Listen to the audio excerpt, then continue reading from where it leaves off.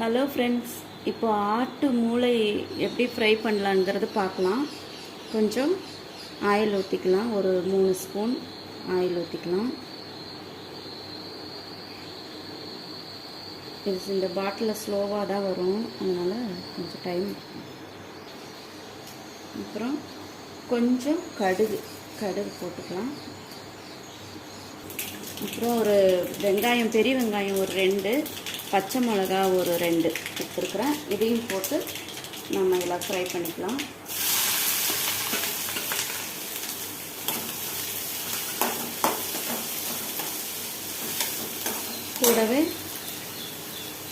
கூடவே கொஞ்சம் கருவேப்பிலை போட்டுக்கலாம்.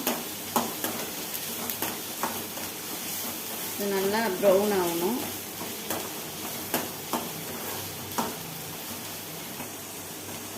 இப்போ வெங்காயம் வதங்கிட்டு இருக்குது.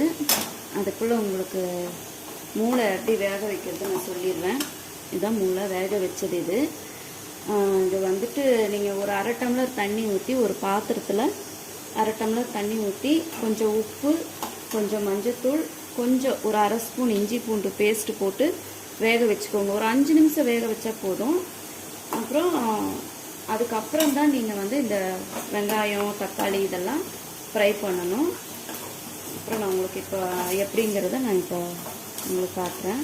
இப்போ இது கூட வந்து நம்ம வெங்காயம் ஃப்ரை ஆகிடுச்சு. இப்போ வெங்காயம் நல்லா ப்ரௌன் கலர் ஆகிடுச்சு. இந்த மாதிரி ஆயிடணும் பாருங்கள். இப்படி ஆனதும் தக்காளி போட்டுக்கலாம். ஒரே ஒரு தக்காளி, சின்ன தக்காளி வச்சுக்கிறேன், ஒன்றே ஒன்று, அதை போட்டுக்கலாம்.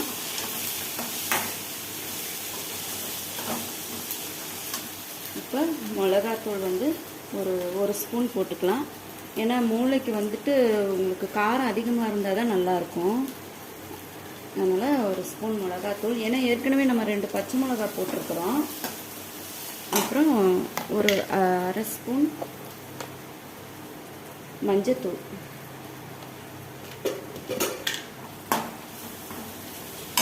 இஞ்சி பூண்டு பேஸ்ட் வந்து ஒரு 1/2 ஸ்பூன்.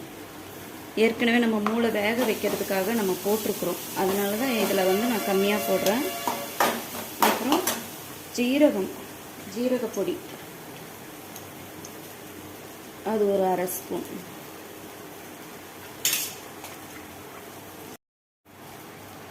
அது வதங்கிடுச்சு. இப்போ நம்ம இந்த 2 நாட்டுக்கோழி முட்டையை உடைச்சி அதில் ஊற்றிடலாம்.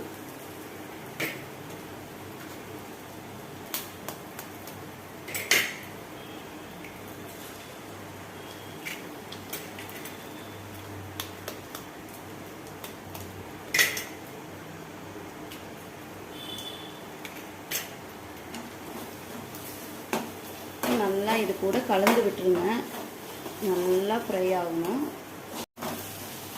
இப்போ நம்ம வேக வச்சுருக்குறோங்கல்ல, இந்த மூளையை வந்து இந்த முட்டை ஃப்ரை கூட நம்ம போட்டுடலாம். போட்டு அதையும் ஃப்ரை பண்ணிக்கலாம். உங்களுக்கு அப்படியே முட்டை பொரியல் மாதிரி தான் இருக்கும். அப்படியே இப்படி உடச்சி விட்ருங்க. இது குழந்தைங்களுக்கு கொடுத்தா ரொம்ப நல்லதுங்க,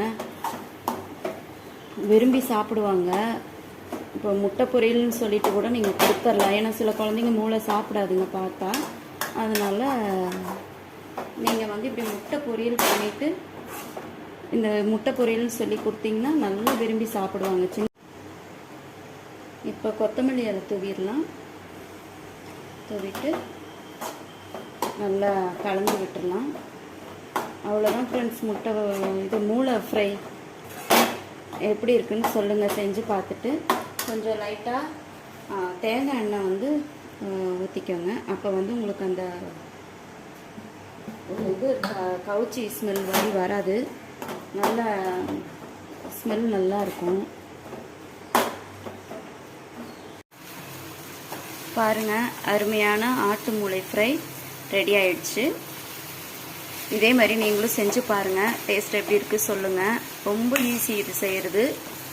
உங்களுக்கு காரம் நல்லா வேணும் அப்படின்னா பெப்பர் பவுடர் கூட போட்டுக்கலாம், இன்னும் ரொம்ப நல்லாயிருக்கும். ஓகே ஃப்ரெண்ட்ஸ், பாய்.